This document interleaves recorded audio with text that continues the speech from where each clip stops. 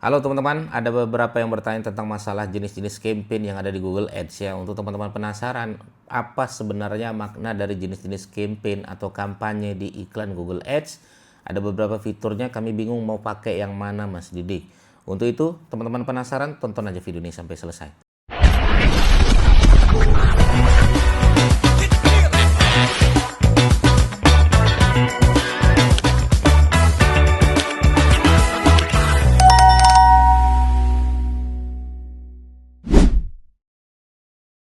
Oke ya, teman-teman sekalian, ada beberapa jenis campaign yang teman-teman harus pahami. Kita bedah yang pertama dulu, itu namanya adalah penelusuran atau yang disebut dengan search gitu kan. Nah, apa makna dari penelusuran atau search? Kapan kami menggunakan penelusuran ini gitu kan? Nah, untuk penelusuran, mindset dan fundamentalnya adalah ketika orang mencari, nanti nama kita muncul di mesin pencari yang ada tulisan sponsornya. Ya, nah, harapan saya adalah ketika teman-teman mengetik kata kunci yang ditargetkan, apalagi kata kuncinya adalah kata kunci lokal, muncul nama kita atau website kita di sponsor. Nah, seperti itu namanya penelusuran. Artinya, fundamental berikutnya adalah mereka sudah ada niat untuk membeli produk kita. Kenapa? Karena mereka sudah mencari itu. Contoh, keyword yang cocok, yang tepat untuk di pencarian adalah misalnya jasa SEO Jogja, jasa pasang, jasa bangun rumah Jogja. Ya, produk-produk jasa. Nah, itu cocok banget teman-teman mainkan di search atau penelusuran gitu kan. Atau teman-teman sekalian misalnya targetnya adalah konsultan, boleh konsultan itu cocok untuk di penelusuran. Atau berbentuk ya langsung dan orang pengen langsung memakai jasa tersebut seperti jasa ambulans atau jasa tambal ban 24 jam. Nah, itu cocok banget di search atau penelusuran teman-teman. Tapi kalau ke main di retail, saya tidak menyarankan teman-teman main di penelusuran ya. Jadi ada beberapa hal yang harus teman-teman pahami. Untuk produk jasa, produk B2B, produk konsultan, pakar, ahli, mentor, pelatihan, seminar, kursus privat, cocok banget di penelusuran atau search. Atau produk-produk B2B, produsen, distributor, supplier, grosir, itu cocok di bermain di wilayah search atau penelusuran ya. Itu yang harus teman-teman pahami. Yang kedua, ada namanya yaitu jenis campaign namanya performance max ya. Nah ini, jadi ketika kita beriklan, Google tuh selalu nanya, ayo silakan kalau mau scale atau mau scale up, ya silakan pakai performa max. Nah kira-kira seperti itu. Nah artinya, kalau kita sudah punya data konversi, sudah punya data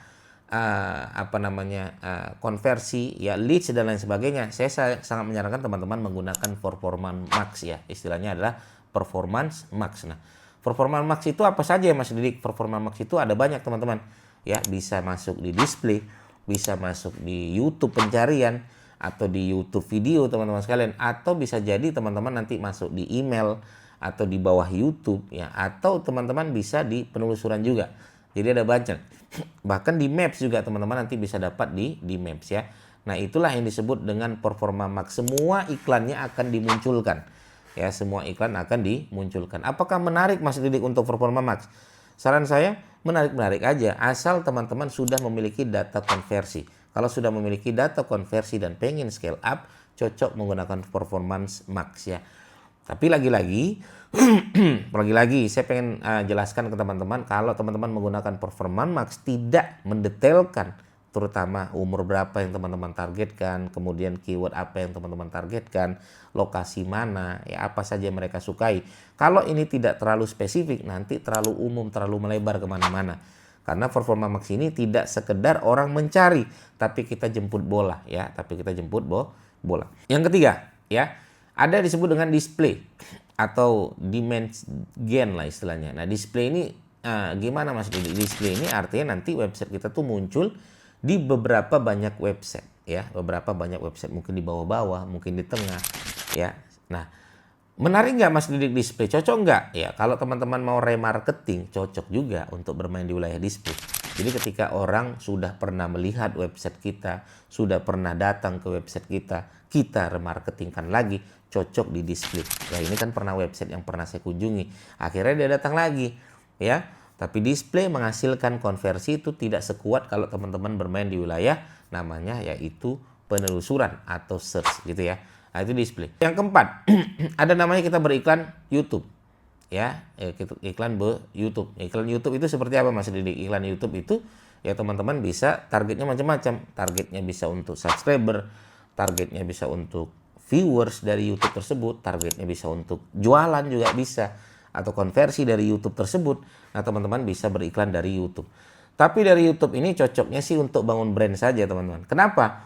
Karena orang yang datang atau melihat iklan YouTube, pertanyaan saya adalah, orang kalau lihat iklan di YouTube di skip atau ditonton? Pertanyaan saya seperti itu. Pasti di skip kan? Apakah orang yang nonton di YouTube sering membeli atau tidak? Ada juga yang beli, tapi jarang kan begitu. Makanya YouTube ini cocoknya untuk membangun personal atau membangun brand awareness saja. Yang kelima, ada namanya itu shopping. Ya, shopping. Nah, teman-teman nanti ada Google Shopping. Untuk teman-teman yang belum tahu Google Shopping, nanti buka aja google.com, nanti di situ ada namanya shopping. Google Shopping ini cocok untuk website yang berbasis e-commerce ya. Cocok berbasis e-commerce. E-commerce tadi kayak jual, produknya banyak. Nah, teman-teman bisa jual di shopping tersebut. Yang keenam, ya, ada namanya Maps ya. Ya, Maps ya, lokal strategi ya. Jadi, ketika orang mencari di mesin pencari Maps ya, muncul nama kita, muncul brand kita.